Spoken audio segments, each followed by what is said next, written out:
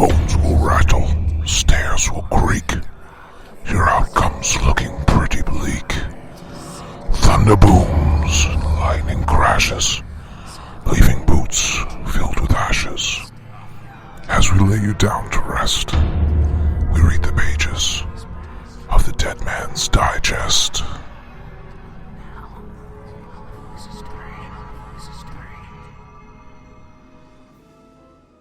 Hey everybody, and welcome to episode 8 of the Dead Man's Digest. I am Darren, and with me tonight, Nina. What's up, what's up? And Travis. Hey. Hey. What's going on? What's up? Alright, so we are back from yet another fun-filled Halloween weekend. We did Shallow Grave. Fantastic. On Saturday night. We'll talk about that in a second. And on Sunday, we went and did an Unmasking the Horror tour at Universal. Mm-hmm. Photos not included. Well, one house. Yeah, for the most part. And got some really good ones out of that one. Travis has been posting on Twitter, so good job on those, man. And Thank he you. got to do also the RIP tour, which was pretty good. Yeah. So, alright, so let's start off this one with an interview I did earlier last week with the creator and owner of the Shallow Grave, Joe Phillips. And then we'll go into, right after that, we're going to go into our first impression reviews right when we got out of the houses. So let's go ahead and start that one. Okay, hey everybody, I'm here with Joe Phillips, owner and operator of the Shallow Grave, an independent horror experience in Winter Haven, Florida. Welcome to the show, Joe. How you doing? I do all right. It's been a long couple weeks getting ready for opening this Friday. Oh, yeah, definitely. So tell us a little bit about the Shallow Grave and how it came to be. The Shallow Grave started out as a lot of them do actually as a home haunt that eventually gets shut down by our bureaucrats, and you know it's hard to just get rid of the haunt bug, so you look for a place to expand, and then we found a place that we thought would work. I've been to a lot of other attractions, and you know the whole "if you build it, they will come" isn't necessarily true, but we've seen some places out in the sticks, and it's, you know, when you're trying to lease a place year-round, which is what we do, in order to build the elaborate set, it costs a little bit more than just, you know, throwing something up 2 months in advance. So definitely. That's where the pitfalls came in, trying to get a place we could keep year-round. And then the Shallow Grave's 2 attractions, it's just about 12,000 square feet. We've got room to grow, of course, so we're hoping to do that in the near future. But it's based off our main character, Thaddeus Van Buren, and it's the second attraction is loosely based around some of the consequences and repercussions and waves, you know, from his actions. But we've got a couple more in the concept phase. We're even considering possibly putting Thaddeus in mothballs for a little bit to do some custom work and recreate the character. So we've got something that's a little more proprietorship and independent. I mean, so other attractions don't necessarily look like our main character. Currently we're using CFX Boris mask for our character, which is awesome. But it's also gone pretty mainstream. So yeah, we're looking to possibly move away from that here in the near future. Gotcha. Yeah, and those masks do look very realistic. Nina's my girlfriend and co-host here. We came out last year actually. It was our first time checking it out, and that makeup work and those masks are amazing out there. Very, very cool. Yeah, the masks are great. Here in Florida, not so much. They're a little hot. Yeah, I bet. But it is easier, of course, you know, when they don't get torn. You got a great makeup job done in about 30 seconds. You know, you throw them on and you're good to go. Yeah, definitely. So, in your opinion, what sets you apart from like the other horror events like Horror Nights and Hallow Scream? Well, the difficult part is trying to express how you're different without necessarily starting a war with the big guys. It's a different experience altogether. We're a much more personal experience. We pull small groups through. Unfortunately, every haunted attraction experience is the same thing. You're going to have runners, and then you're going to have people that drag their feet, and eventually you're going to get somebody's peanut butter stuck in their chocolate, and then they're mad at you because you didn't spread people out far enough. Well, unfortunately, logistically, if you separate the groups too much, then you've got a 2-hour long line, and we don't want that. But I went to the Haunted Hoochie years ago, and I experienced a completely different environment, atmosphere, scare factor. Everything was different than what we were experiencing here in the theme park. And I just wanted to bring some of that to Central Florida. I know we haven't had anything like it since Terror on the Church Street, and I know we've seen a lot of people come and go. And in fact, I've experienced that it seemed like when I started there weren't any attractions available. Now one keeps popping up on every block. But we just want to offer something that's completely different. And, so when someone says you're better than this or better than that, it's not what we're looking for. We want to be a different show. It's a different attraction, a different element. We invade your space a lot more. Our actors are free to act and improvise and sometimes, work with our patrons through dialogue. Light contact is possible. You may get touched in some areas depending on the character, the way the flow traffic pattern is being done at that night. So it's just different as a whole. And you really have to see it to experience it, especially being here in Winter Haven and Polk County. It's a sleepy little town. People don't expect this level of entertainment here on a 2-lane highway. People are like, oh, I didn't expect it to be in a building. That's why we need you to come out, because once you witness it, everybody has a haunted house. And you can say, yeah, I got a haunt. And until you actually experience it, there are different levels. And there are spooky haunted attractions where it's great for kids and they've got happy ghosts and smiling pumpkins. And then you've got people that are just a gore fest and they want to throw things on you and ruin your clothes by the end of the night. Yeah. And then there's people that want to get into your subconscious and make you worry at night when you go home and lock the door. You double check to make sure the door's locked. That's us. we want you to really, for that brief moment you're on our attraction, and each one of our attractions are between 12 and 15 minutes depending on whether you run it or not. Right. We've had people tell us they got through in 2 minutes. Yeah. When I walk through at night just doing the inspection, it takes me 5 minutes to just walk it. So I don't know how fast these guys are running, but I didn't see Usain Bolt running through our haunting attraction.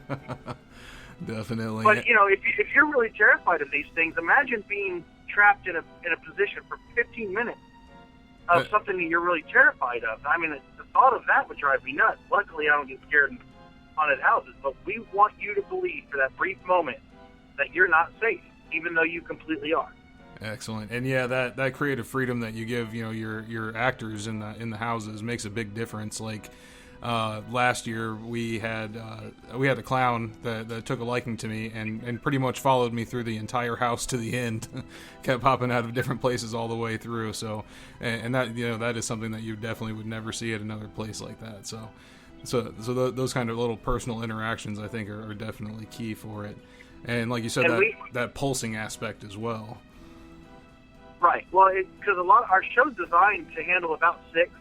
If you get over that, you'll mess some things up. A lot of our animatronics are run either by pressure pad or lasers. So we might put that pressure pad a few feet ahead of the group, so the first person will trigger it. Well, what happens when that happens is the people in the back of the group have already witnessed the first 2 people not see anything or do anything. Right. But what they're doing is they're setting off that prop to get the middle and the back part of the group, and that's why we ask people to try to stay together, which they don't like to for some reason. But if you stay in the group, everybody gets something, front, middle, back. We want to entertain everybody, and we have an actor for every 200 square feet of haunt. Oh yeah. So we've got a lot of interaction. And we've tried to turn up the volume, actually, in a lot of our rooms. A lot of times they say, well, you've got to have a dead room. You've got to have a drop. And we try. We normally rate our rooms on a scale of 1 to 5, 5 being the scariest. And it's really hard for us to get below, I think 2 is our lowest currently. And we've got some that 5 was the highest because that's what the scale is. But there's a section in Vengeance, Blood Moon, where you've got 13 scares in a matter of about 40 feet. Oh, wow. Roughly. So, I mean, there's a moment there where it's just constant bombardment from actors and animatronics and air blasters, and it's just bang, bang, bang. So we hope it works. We've done a lot of changes this year as far as remodels and scare tactics, and it's been our largest remodel to date. Awesome. Yeah. So, tell us a little bit more about, this year's houses. Like you said, you have two houses, two separate attractions there to go through. Well, the Pavor Nocturnus, that one's got our largest remodel. We really, really went to work on that thing. And it's just under 6,000 square feet. It's more of a phobia-based haunt, but we've twisted it up a little bit. And you find yourself dropped in a government human testing facility, and so you're kind of pitted right in the middle between the doctors who like to see what makes you tick, and then the patients who've had enough of it. So, and by the end of the night, you want to be committed yourself. There's some things in there that are really going to make you double take and ask, why did I come in here? Awesome. And then we've revamped Haunted Hills, which still stays pretty close to the Thaddeus Van Buren story. And, if you know anything about Thaddeus, he kind of had hard times after the Depression and was, having to bury the public, still helping the community. And he was the caretaker of the local cemetery. But back then they did everything. They did the embalming. They did the caretaking for the graveyard. They rested the bodies. They dressed them. They did all the coffin sales, all that stuff back then. And, well, after the Depression, they couldn't afford to pay, but he still felt like he was beholden to the community. So he did it as long as he could. Meanwhile, he was watching his own family starve. So he started to bury the bricks in the coffins and feed his family the deceased. So once his wife found out this was going on, season 1, she hung herself on the balcony. And she killed herself because she couldn't take any more of it.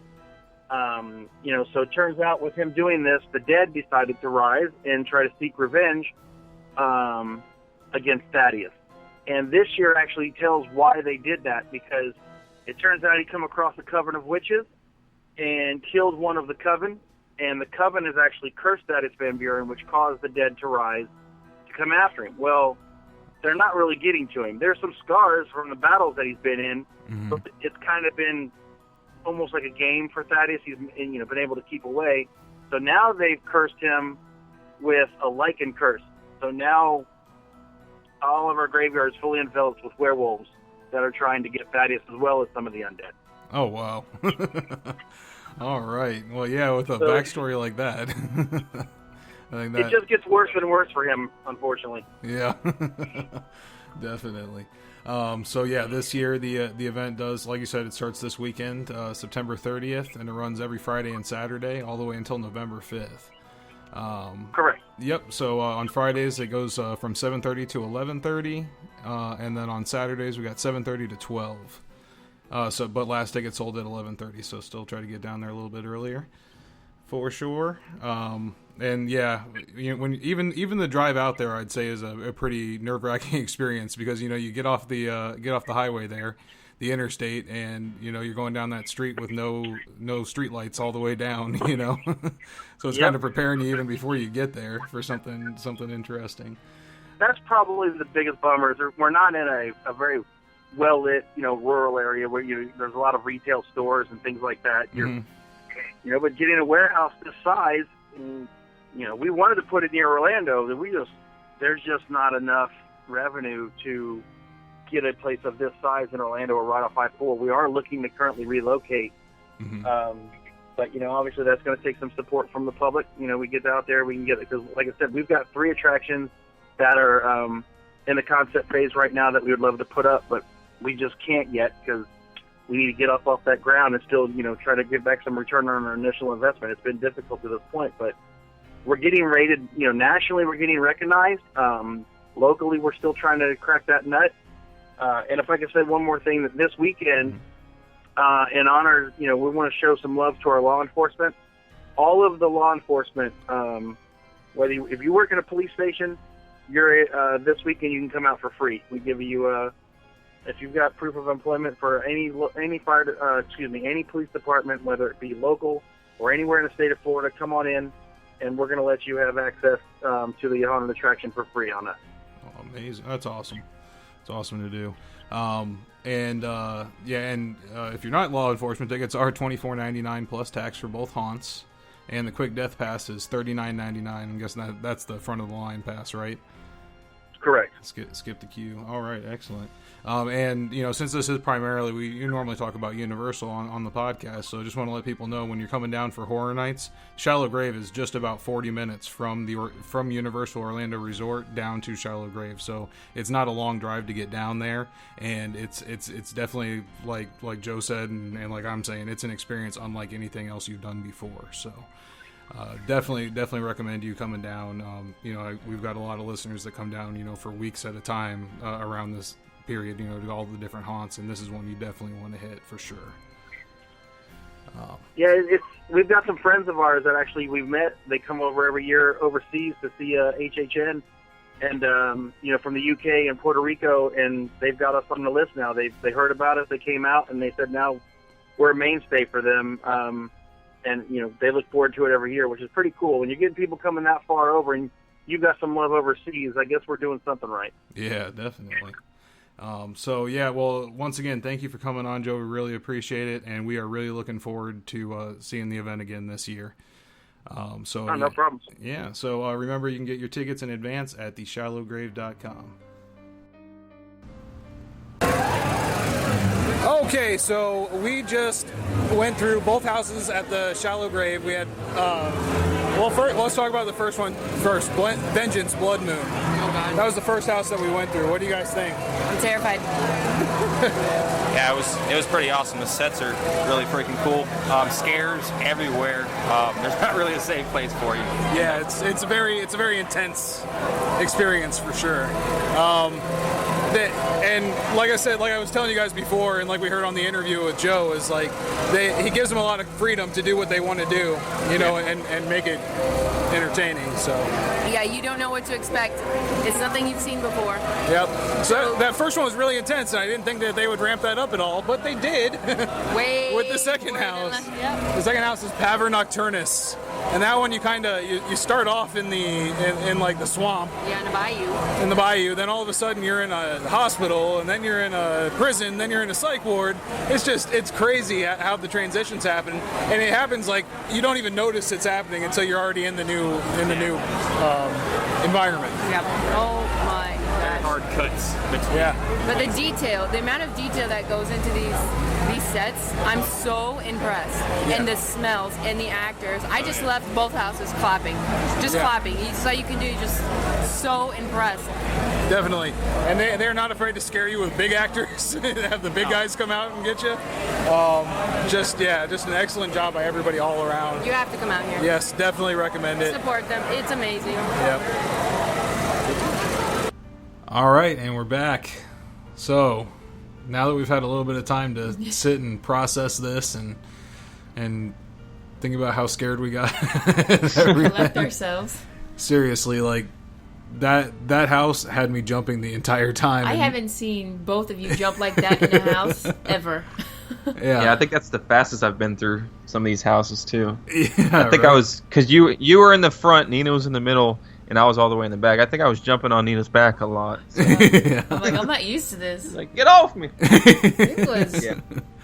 Yeah. The more I tell people about it, the more I get excited, and I actually want to go back. It's just, definitely, I think you're going to put, we have the audio of the house coming in at the end of the show, so if you want to, stick and listen to that. And viewer discretion advised. There might be some curse words. Parental advisory. But, again, I know probably we've already, There'd probably be a lot of cuss words, I'm and sorry. me laughing maniacally, because apparently when I get scared, I just laugh through the whole place.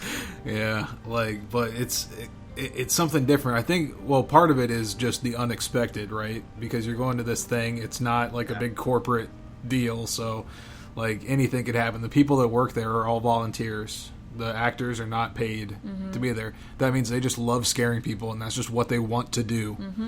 So you got those kind of people in a house, and like with very little restriction on their part, they are allowed to improvise. As you heard in the interview, they're allowed to improvise as much as they want.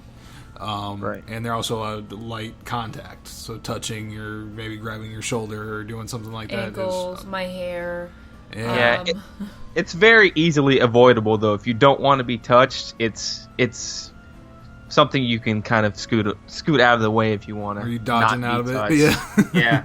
Well, I did a lot of that. Yeah. There's one part in particular I know that if they wanted to, there was no way around it, and that was you had to walk around like shelves. There was like 3 shelves, and there was a person at the very bottom, and they like were just reaching out and grabbing legs and doing that kind of thing like as you went by. Yeah, they're very good with kind of distraction scares too. Yeah. So like you'll be looking this way thinking something's going to pop out at you, and then you'll get hit with a super loud air blast. Those things will scare the crap out of you, man. Yeah, and they did me for sure. They have a lot of drop doors and stuff that people can pop out of that you don't expect. So yeah, it's constant, pretty much constant action. There's not really a whole lot of dead spots. There is a few, but that's just to catch your breath, man, because if they were coming at you the whole time, like, your heart's already beating like crazy when you come out of that thing. Yeah. I know, halfway through the first house we went through, I'm like, is it over yet? Is it over? Yep, and as soon as we got out of that first house, Travis is like lighting a cigarette on the walkway on the way out. I was like, I need to smoke, man. I can't handle it. It is just, wow. Yeah, and Nina actually saw me jump up in the air and do like the cartoon character run. No, I say it's the thing. Mario run. Yeah. Double jump and his legs kept going. I don't know how this big old 6-foot man did this. I don't know. It's magic. Yeah. But they have some super effective scares in there. I would say the Vengeance Blood Moon one, that one was like the more like visceral, intense one. So I would actually start out with, if you're there, I would start off with the house on the right. Yeah. And then go to the house on the left. I can't remember names exactly, but the house on the right is a little bit less intense, but still awesome in its own right. It does a lot of really cool things. It's that I learned from Unmasking. It's this term. One's more environment based, and one's more like the scare actor driven. I feel the one that the one on the right is more, environment driven. Yeah. The one on the right, it plays more to phobias too, because they've got like spiders and snakes and stuff like that in there. Yeah. So it's more of a phobia driven house. As I felt like the ones were more the one on the left hand side was more kind of like, almost seemed like a classic kind of character vibe kind of. Parts in there. There were kind of like gothic parts and stuff like that. So yeah, like your haunt, like your standard haunt, like you'd expect, right? Yeah, with a lot of different kinds of like random elements put together. But it worked. I mean, random, but it worked. Yeah, right, for sure. Yeah, the owner met with us out there. We talked to him for a little bit. It was awesome. He's a great guy and passionate about it, running it. I mean, he's there running it with his wrangling all the actors and this and managing the rain but even if it's something you've done before, not even if it's for people who've never done it before, because we did it last year, it's different. I mean, it's the same, but it's different. You're just improving and improving and improving. So even if it's, you're listening, you've done it before, still head out there, support them. They're still wanting to do bigger and better things. So, just, it's different. It's better. Yeah. I don't, to be honest, I don't even, I feel like they've changed a lot of things. Yeah. Yeah. Yeah, they will constantly. And he doesn't want to put on the same show twice. And I was impressed in that regard as well. Yeah. Another cool thing that I think sets it apart are the actors out front of the place too. I wanted to mention that really quick. Definitely. What Travis was going to take a picture with the gas mask guy, and he actually like grabbed him around the neck and like acted like he was going to stab him with his needle. They will get up close and personal with you. I had a stare down with him as well. They entertain you in the line. If you are waiting in the line for a while, they like to walk around the line. The zombies were great. Yeah, he took a liking to Nina. Yeah, whoever plays those zombies are staring at her for about 2 minutes straight. Yeah, and Nina's like showing him her phone and her ticket to the place and everything, and he tries to take her ticket. I go, no, brains that way. And he's just like looks over there, like lunges, and he's like, okay, and he's like starts walking over that way. Like, like I said, it goes back to the actors having that freedom of improv and just being able to do what they want and have fun. Unfortunately, we had a bit of a freak storm occur while we were there. A monsoon happened. Like, it flooded up to like a foot in the front. Like, we were stuck on a platform wondering if we were ever going to escape. This is where I live now. But it's Florida, so 20 minutes later, everything was completely drained out and fine. Well, shout out to the guy that went out there and actually had to clear the gutters with it. Yeah, clear with a stick. Flathead shovel. Yeah. Oh, yeah, that was a shovel. That's right. Yeah. But yeah, they managed that situation very well and got everything running back again. Yeah, at least everything's under an awning too, so it's not like you're out with no roof above you. I mean, it's a pretty big awning, so yeah. No, I didn't really see anybody other than running to your car. I didn't really see anybody out there getting soaked, so that's good. That's a good thing. Yeah, and yeah, just overall, definitely recommend it. It's something that I think we're going to be doing multiple times a year from now on. We're already looking to see like what time we have in our schedule to do it again. So, yeah, again, it runs till I believe October 31st, Halloween. Might be a little bit after that, but it's 40 minutes from Universal. So if you're here for Halloween Horror Nights, if you have a rental car or something, if you're not from in town, it is literally 40 minutes from the gates of Universal to Winter Haven. So yeah, it's not bad. I mean, I'm about 20-30 minutes away from Universal, and the other way, and it took me like an hour to get there. So it might not even, if you drive at a decent pace, you could probably get there in 30 minutes from the attractions. So yeah, it's not a bad drive at all. Moving on from that, we went and also did on the next day on Sunday, we did Unmasking the Horror tour. So yeah, shout out to Tyler. Yeah, Tyler, best tour guide ever. Yep. Yeah, that one was a really cool, super informative tour.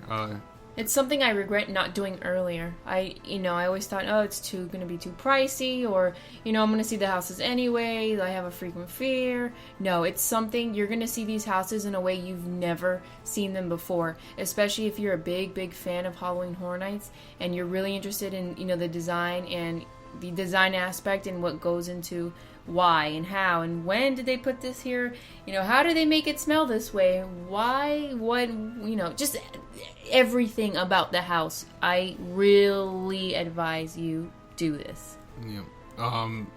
Just to lay it out really quick and to get it out of the way, yes, photos are not allowed in IP houses anymore. It seems like it's going to be that way for the rest of this year at least, and possibly in the future. If some of the information that I heard is, hopefully that's not correct, but there's some rumor going around that because of that they won't have the tour anymore. Aww. But I'm going to talk about a little bit how it actually kind of turned out to be a good thing in my opinion. Yeah. So first let's talk about what it is. We did the full day tour, which starts at 10 in the morning and went all the way until about 4:30 in the afternoon. And that consisted of going into 6 houses. We spent roughly 45 minutes per house, so that tells you how much time you're spending. Usually your walkthrough of a house is no longer than 8 minutes at Horror Nights. I think with American Horror Story it's up to 10 to 12 minutes. But yeah, you get to spend 45 minutes to all the way up to an hour. I think we spend about an hour in American Horror Story. So you'll spend that time. You get an hour break for lunch towards the middle. We did 4 houses and then lunch and then 2 houses on our tour, but that's going to vary depending on how your tour was structured. Yep. Now, why I think the photos thing was, the no photo thing for the IP houses was good is that when we finally were able to take pictures in the last house we did, Ghost Town. Yep. That's all we wanted to do is take pictures. Like, I had a very hard time focusing on what Tyler was saying. Nothing against him. It was just like, finally I can take pictures. We want to hang back and get pictures with nobody else in the rooms and everything like that, which you'll see on Travis's Twitter. Some really cool shots. That there's no other way to get a picture like that unless you work for Universal. So yeah, I totally agree. It's something we on the ride home we talked about, and in the end, I knew we were bummed about it. I really wanted a picture in, American Horror Story and Texas Chainsaw, but it really made us pay attention. Yeah, it made everybody pay attention. You had like a very captive audience when we weren't able to take pictures, you know. Yep. I can't see like being able to take pictures in all the houses. That's all I think I would be focusing on. And I think the tour guides, I'm sure they're kind of frustrated about, you know, not having people able to take pictures in there, but at the same time they're probably like, well, cool, you know, people are actually listening to what I'm saying and focusing on me instead of, you know, to babysitting. Exactly. Yeah, but I mean, it almost makes me wonder if they have to fill a little bit more dialogue now, because you do have more people focusing on you before, you know. Yeah. I mean, luckily obviously we had an encyclopedia yeah, for a tour guide. exactly. Yeah, not just about the houses, but the history of the movie and, you know, just a bunch of other stuff. So yeah, you know, like you were saying, yeah, it would have been cool, but maybe you wouldn't have caught some of those nuances that he was telling you and different things like that. So yeah, you do focus a little bit more. You can't take the pictures, but like you were saying, Ghost Town, we were hanging back. Well, I was hanging back a little bit more than even you guys, because I was trying to get nobody in my shots, you know. Yeah. So, but yeah, Ghost Town, I mean, being that it's an original house, I feel like that one was a very good house to take pictures in, because it's a pretty big house, so you can get cool pictures with, you know, majority of my shots were with my super wide angle, and then I did some fisheye shots. So I felt like that one was a very good house to take pictures in if they had to choose one, because it was a lot of bigger open sets. Yeah. So yeah. Yeah, definitely. And being an original house, those are the ones that have the cool little Easter eggs too that you want to take pictures of. Like we found out, and being that one in particular just totally changed my mind about it. On Yeah, Ghost Town. it was down on my list, but now after I saw it, I mean, I've heard the interviews with Michael Yellow, I've seen the videos, I've seen the walkthrough. I mean, I've seen it all. I still learn things I had no idea. Yeah, it's awesome learning that story about.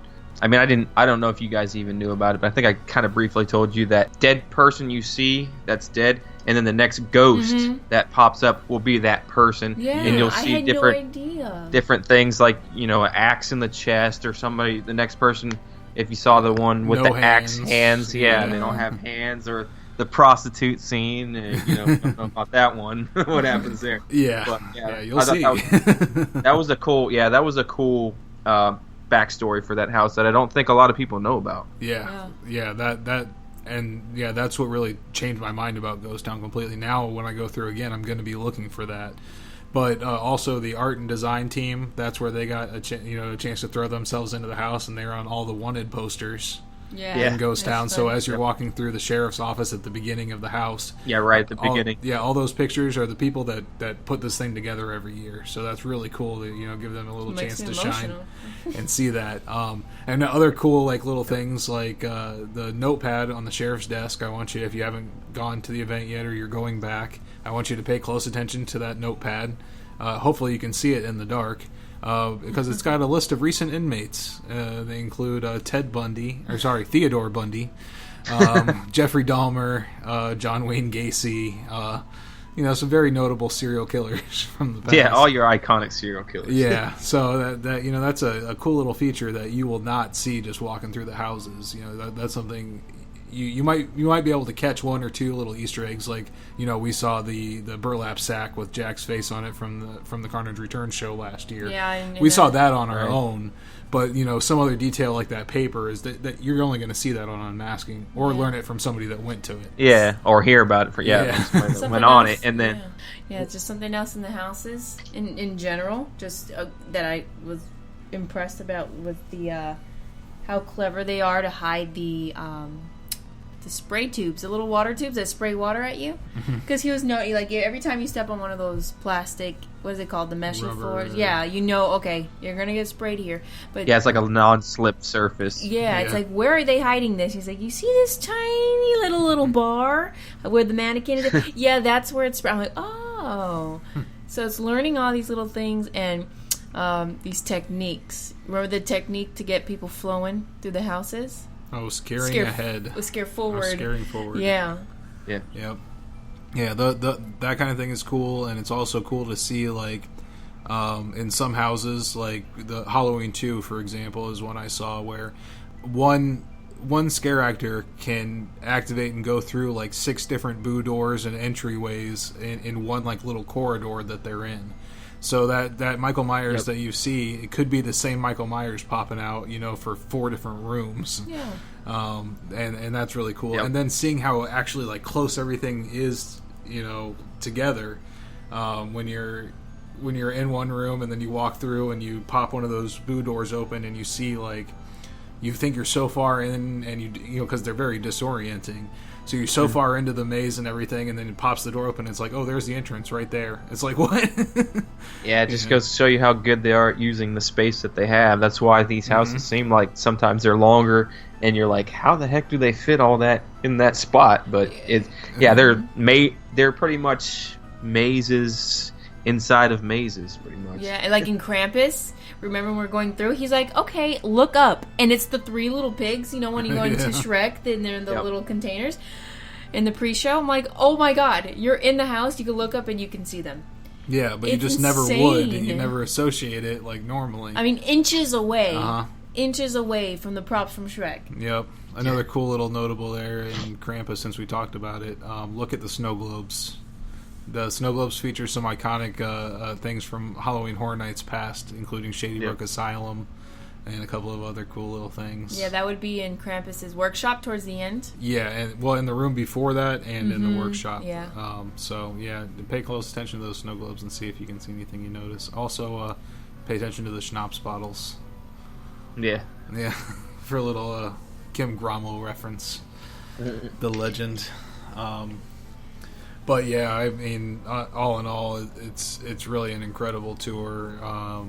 I highly recommend it. Even we were, of course, like everyone, we were considering canceling when we found out you couldn't take pictures, and I'm really glad we didn't. I'm really glad we didn't. Yeah, me too. Yeah, and I hope they can work it out, and maybe next year have that in consideration when they're putting together their ideas for the houses, and make it more like a 3-and-3 thing, where you've got like go through 3 original houses where you can take pictures and 3 IPs where you can't, or figure out the whole IP situation so you can take pictures in there anyway. But I kind of liked, like I said, that flow of just everybody sitting around in one of the rooms of the house and just listening to Tyler explain the house to us and explain this. Some of them got a little tight though. Oh yeah. Sometimes people are jammed in the back, so.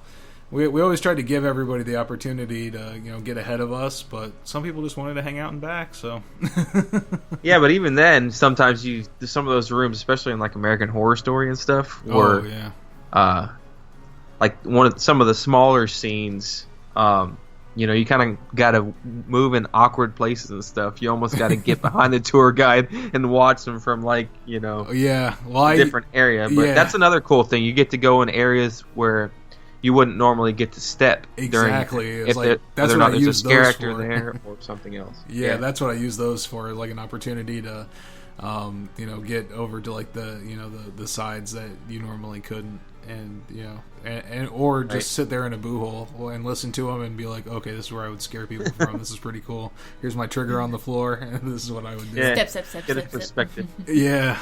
It's too bad none of the triggers were working, though. I wanted to hear one of them with nobody in them. Yeah, he said power's all cut off, but... It would probably be deafening as well, with like nobody in there and nothing else going on.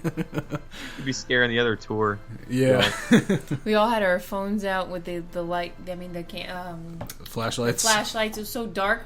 Tyler, our tour guide, had a flashlight ready to go. Yeah. So maybe bring a little flashlight, because maybe not all tour guides will be comfortable with you having your phone out because the risk of taking pictures. Yeah. I don't know. I wish I brought a flashlight. It looked lame, but couldn't see. No, there were some houses that the lighting wasn't that good, but the majority of the bigger soundstage houses were fine. Like Halloween was probably the best lit one out of all of them. Like you could see every single thing in every scene. That and Ghost Town were probably the best lit ones we went to. Yeah, because the other ones, like the ones in the Shrek building, a lot of those ones had ceilings on them. So really, the only light you had was the flashlight through parts of it. Exorcist was very much the same way for most of it as well. That one was pretty lit up too. Yeah. So, but yeah, Yeah, all in all, again, highly recommend it. You're going to see a lot of things that you wouldn't normally see. You're going to have a lot of cool inside information that you can tell people about. I recommend going for a night and seeing all the houses before going on the unmasking tour. Yeah, because there's a lot of spoilers. In there, tons. Yeah. I mean, it'd be everything. Yeah. But then at the same time, I wonder, like, would it be cool to do that and then go through it at night? No, because I have done a media event in the past, and it was Silent Hill with the lights on, and then I saw that first, and then I went through the house with the lights off, and it was still really cool to see that. I kind of knew where to look for some cool stuff, going through. So I don't know, but I would still personally I would go through the houses one time at least, and then go on the unmasking tour, and then definitely go again afterwards so you can pick up on those things that you saw in the light and see it again in the dark. So overall, yeah, big 2 thumbs up from everybody, right? 10 thumbs up. Definitely. All right, well, let's move on from there real quick to Andy, our Hollywood correspondent, and his review of Halloween Horror Nights Hollywood. Hey Darren and the Dead Man's Digest. This is Andy calling you from Hollywood. I wanted to see how you guys were doing and also share with you that this weekend, for the first time this year, I did go to Universal Studios Hollywood Halloween Horror Nights 2016. I know that you guys got Orlando covered, do a great job covering the event out there, but I thought you might be interested to hear about my experience out here on the West Coast, how the event's going here, the good, the bad, everything in between, and maybe even some helpful hints for people who are planning on going in Hollywood. I'd like to share that too. So, had a great time going on Friday with a couple of friends. I meant to record this review for you there at the event on location. Honestly, by the time the evening was over, though, I was tired and I completely forgot, and I went home, and then when I got home, I realized, I wanted to record this for Darren and the folks at UUOP. But the good thing about doing this at home is there's not any distractions, there's no chainsaws, there's nobody trying to murder me while I'm trying to share with you great information about Halloween Horror Nights. So we'll look on the bright side, and I'll be able to be a lot more thorough doing it this way than if I were doing it with all those distractions. We went on Friday night, and I will tell you, I guess we'll start at the very beginning in the fact that in years past, one of the struggles with Horror Nights here in Hollywood is it has gotten so packed, so busy, so crazy that, and you'll even read reviews online that say this, that if you want to do everything, you have to buy an express pass. Otherwise, you're going to do maybe half of the mazes and spend the rest of the night in line. That is sad, it's depressing, but honestly, that has been the case. They've packed so many people in that you're kind of left with that decision. I don't want to spend that much money on an express pass because it's considerable. And so we decided to take advantage of something called early entry. This is something they have done in the past, but this year they're doing it earlier than ever, and that means that for people coming to Halloween Horror Nights, you can get in the park starting at 5 p.m. with your Horror Nights ticket. Now, the event hasn't begun. In fact, the park is still open until 6. It almost works like Stay and Scream for Orlando. To an extent. That's the best equivalent I can give you. So, even if you have a Horror Nights ticket only, you can get into the park at 5, and you get a wristband, and you go all the way to the back lot where some of the mazes are, and some of those mazes open at 5:15.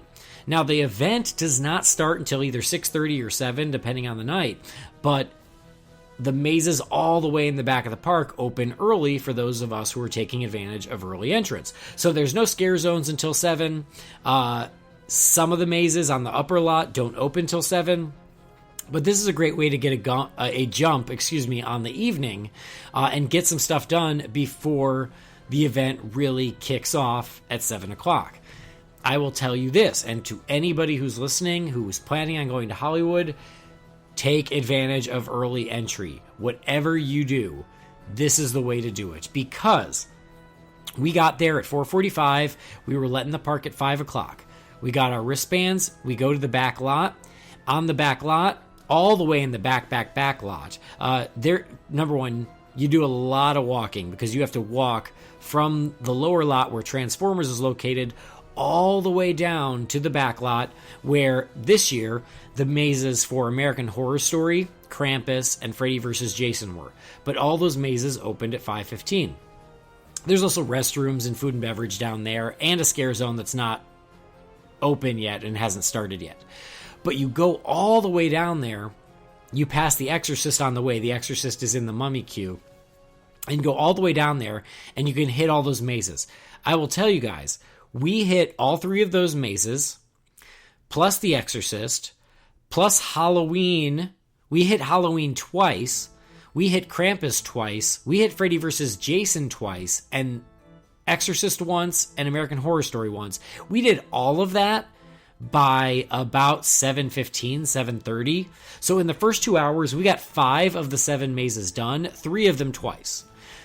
Made all the difference in the world because once you've gotten a jump on the event and gotten that much done that early, all the pressure is kind of relieved and now you can just relax and enjoy the rest of your evening. So worth it. And it doesn't cost anything extra. All it means is you just have to get there early. So that's what we did. We went down, we did American Horror Story, we did Freddy vs. Jason, we did Krampus, we came back and did The Exorcist and Halloween because we weren't sure. We wanted to take advantage of the short lines while we could. All the lines remained short at that point. By the time we finished the first 5, it was still only like 6:30. So that's when we were like, oh, let's do Halloween again, as long as it has a short line. And then we walked all the way back to the back lot so we could do Krampus again and Freddy vs. Jason again. And again, all of this was before the crowds from the normal opening at 7 p.m. made their way to the bottom of the park. So it made a huge difference. On the upper lot is Texas Chainsaw Massacre, The Walking Dead, and the majority of the Purge scare zone. And what we have in Hollywood here is called the Purge Gauntlet, which I'll tell you about in just a minute, as well as the Terror Tram, which this year is being sponsored by or brought to you by Eli Roth, who did the Hostel films and Cabin Fever. So that being said, and I can't recommend the early entry enough because we got everything done with time to spare and many of the things multiple times without purchasing the Express Pass. So biggest piece of advice, do this. My family is coming into town in a couple of weeks. I am taking them to Horror Nights. We're going to do it all over again because it's the best way to do it. So let's go through the mazes, shall we? So here, for this year, we've got Texas Chainsaw Massacre, Blood Brothers, The Walking Dead. However, this is the new year-round attraction that was built and opened over the summer. It's the same thing for Horror Nights. They just put more walkers in it, but it is being counted as one of the mazes. Take that as you will. Halloween, Hell Comes to Haddonfield, also known as Halloween 2. The Exorcist, American Horror Story, Freddy vs. Jason, and Krampus. I think this lineup is almost identical to Orlando with the exception of Freddy vs. Jason, because that was in Orlando last year, and then missing the original mazes that Orlando has. So that's our maze lineup. We also had the Terror Tram, brought to you by Eli Roth. And then a couple of the attractions are open. All of the scare zones in Hollywood this year are the Purge election year. So everything is Purge/election themed, mostly on the upper lot, but then they've created what is called a gauntlet, which is kind of like an outdoor maze, kind of, sorta, or you can consider it a really long, sprawling scare zone that has a defined path that you follow to go through. So anyway, let's talk about that. We also have one show, the Jabberwockies. I didn't see it. I didn't see it last year. I didn't see it this year. Just not that interested. It's a dance crew. Not that interested. So, I guess we'll go in the order they are on the map. Texas Chainsaw Massacre, Blood Brothers. This one is on the upper lot. It is in the queue for Waterworld, the Waterworld show. The queue for this one is extremely misleading because you go up and you get in line. You're like, okay, it's got a good line, but it's not too bad. They're hiding so much queue inside Waterworld. So you go in, you make a turn, you think you're almost done, and there's all this queue that was hidden from you.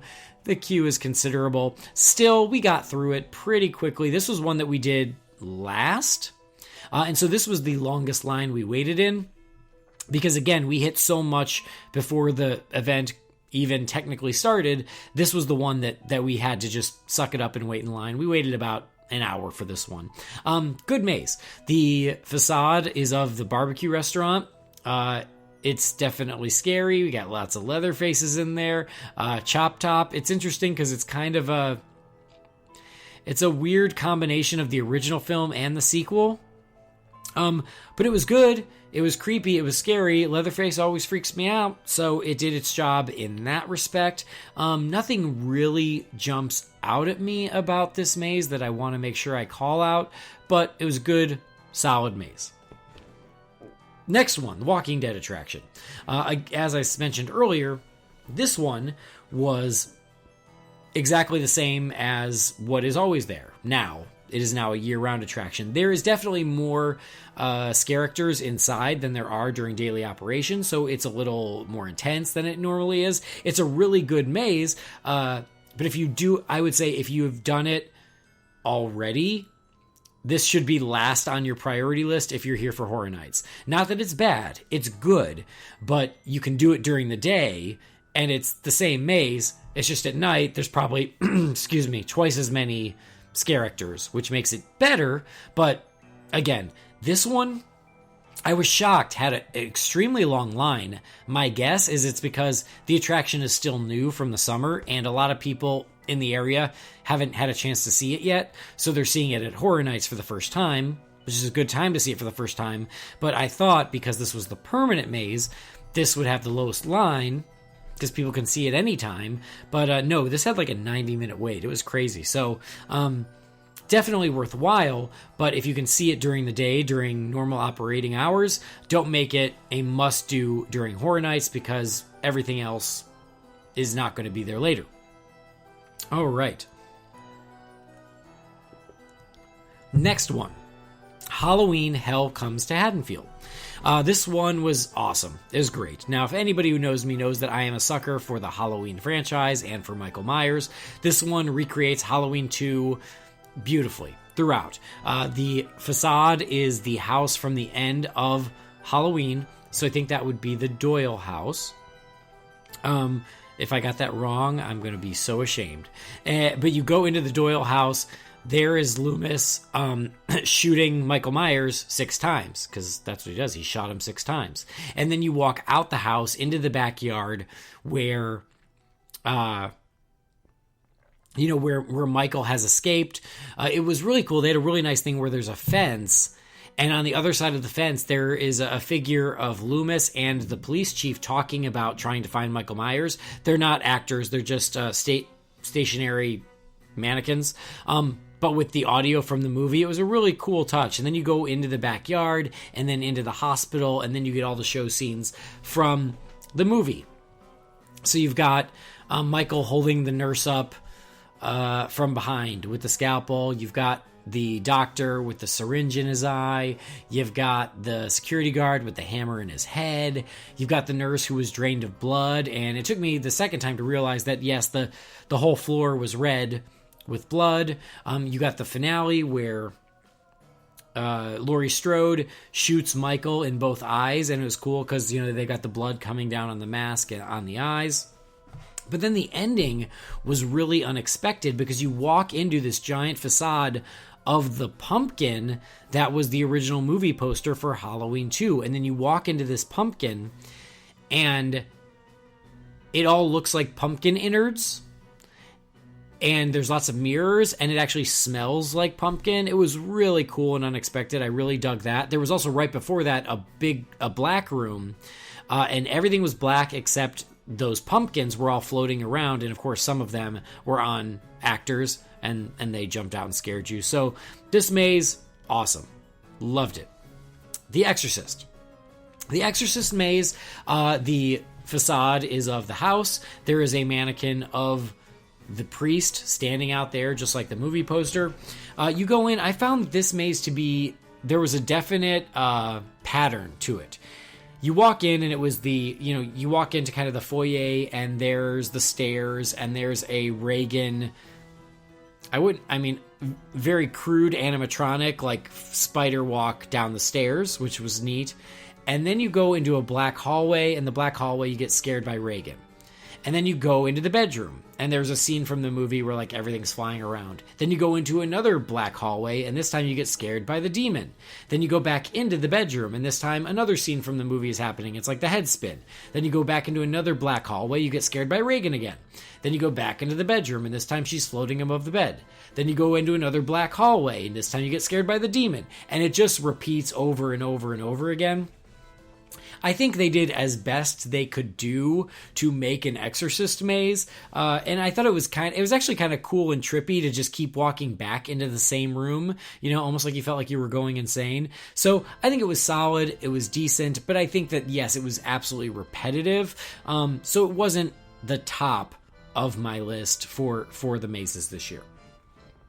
American Horror Story, this one was excellent. You go through the original Murder House, then you go through Freak Show, and then finally Hotel. All of it is well represented. I totally had flashbacks from the first season because it's been forever since I've seen it. Twisty the Clown is he's kind of the star of this from Freak Show. I feel like he made the biggest impact. It was interesting because between each season there was another little marquee that said Murder House, and then you walked in and you did the whole Murder House section, and then you walked into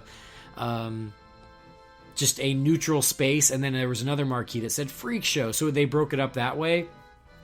But this one was really good. I really enjoyed it. I wish I could have gone through this one a second time, but really good house, really long house. Freddy vs. Jason. This house I would call the scariest house. This one freaked me the hell out. Also very long, a lot of very cool effects. Very different than what was what they did for Freddy vs. Jason in Orlando last year. Hard to tell which one I would say is better, because they're both really, really good. This one, you walk into the boiler room. It is named Craven after Wes Craven, which I thought was a really cool touch. This one, I actually got injured because Freddy startled me, and my hands kind of did a little spaz, and it nicked Freddy's glove, and I got a nice little injury from Freddy's glove. So those things are actually pretty solid, pretty sharp. So be careful of that. But they did a nice combination of Nightmare on Elm Street and Friday the 13th. You go through the boiler room. They had the Freddy snake eating little Jason, and then another Freddy snake come out after you. Then you go into Camp Crystal Lake, and then you go into the house from Nightmare on Elm Street. And there is a moment, much like where they did with like Aliens versus Predator, where Freddy comes at you from one side, Jason comes at you from the other, you're stuck in between. So some cool effects as well. One of the effects, there's these walls, and they look solid, but then the lights turn on, and there's scrims, and behind those walls is a boiler, and Freddy's on one side, and Jason's on another side. Some really cool effects, but yeah, I think I got the most scares at this one. This one was terrifying.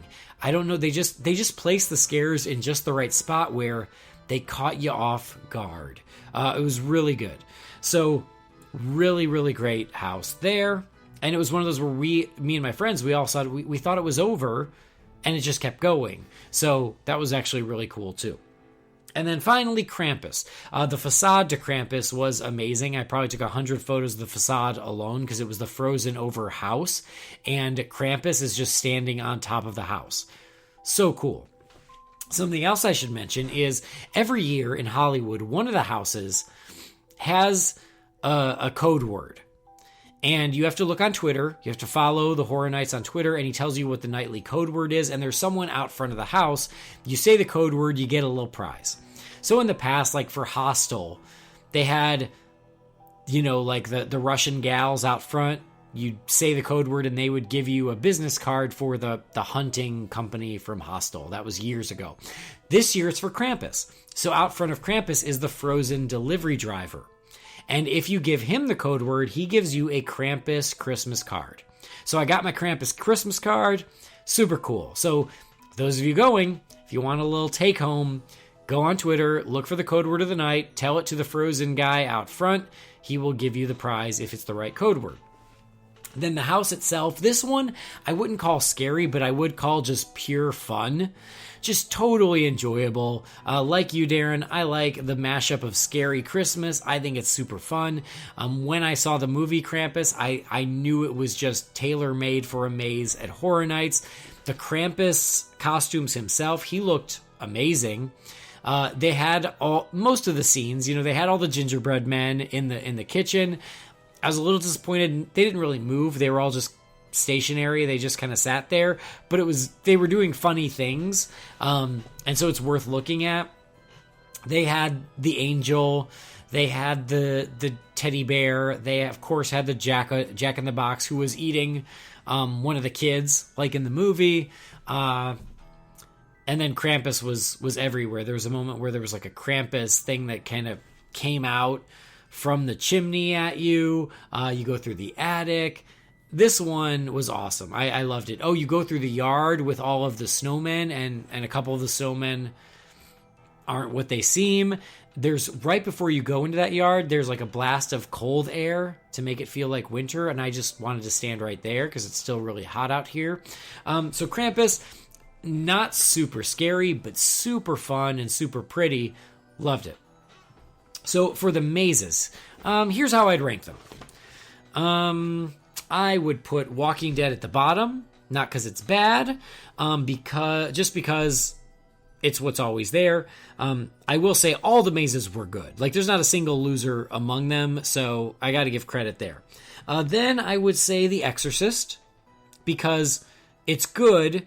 It's as good as an Exorcist maze can probably be. I'm very curious to see what the Florida one is, but for this one, it was just a little too repetitive, and so it wasn't my favorite. Then I would say Texas Chainsaw Massacre. It was really good. It was really scary. Nothing bad to say. Just my preferences lie elsewhere. Then I would say American Horror Story. Again, really good. Lots of variety in there. I definitely want to do that one again. Then I would say Freddy vs. Jason. Like I said, the scariest maze. Most scares here. Great, great maze. Then I would say Krampus, just because I'm a sucker for Christmas, and it was so fun and pretty. And then Halloween is number one. I don't know if it's the best maze, but because of my love for Michael Myers, it's my sentimental favorite. So sentimental favorite is Halloween, most fun is Krampus, scariest is Freddy vs. Jason. But all the mazes are really good this year. Nothing bad to say about really any of them. That takes us to the Terror Tram. So the Terror Tram this year, again, is hosted by Eli Roth. He helped come up with the concept. The concept is a killer clown is loose on the backlot with his clown friends. Not the most original premise you've ever heard in your life. But as you go down on the tram, they give you the story of Koodles the Clown, and then they call him, I think it's Hollywood Harry by the time you get off. And it's the same path as they do every year. You get off in Whoville, you walk through Whoville, you walk through the Bates Motel, you walk up the hill past the Psycho House, through the War of the Worlds set, and then back on the tram. It was fine. It was decent.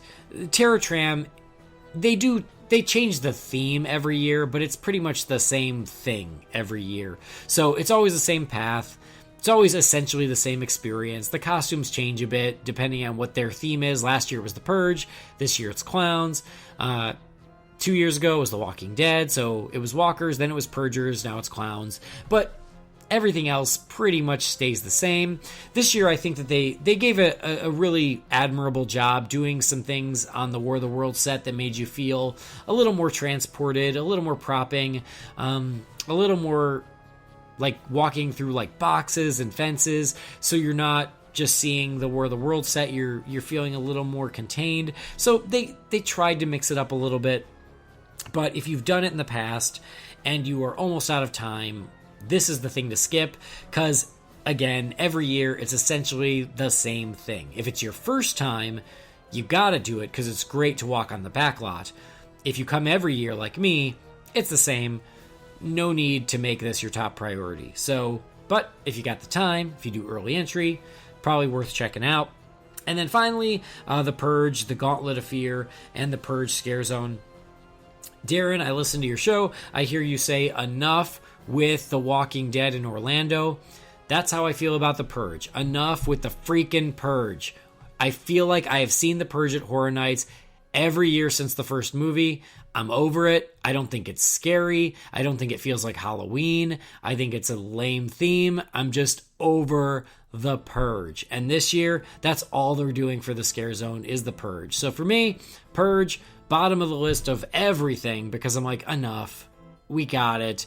Yes, purging, blessed be our founding fathers, blah, blah, blah. I've heard it all before. I've seen it all before. The masks change. It's still The Purge. Do something else. Do something interesting. Enough with The Purge. I'm done. So that is not to take away from the very talented performers who are performing The Purge. And I think the Gauntlet was kind of a fun idea. Again, it almost feels like a half quasi maze, but it's just more of The Purge. I'm just kind of over it. So there you have it. All the mazes are really great. The Terror Tram is decent if you and really good if you've never done it before. And then The Purge overall, I guess it depends on how much you like The Purge. But still, I think it was a really, really good year.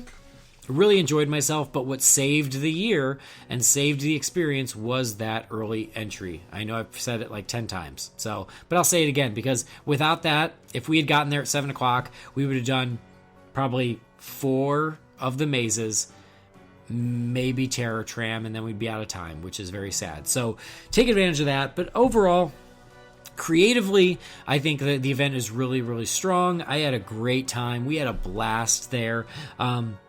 Really well done with all the mazes. Interesting that they stuck one at Waterworld. That was the first time they've ever done that.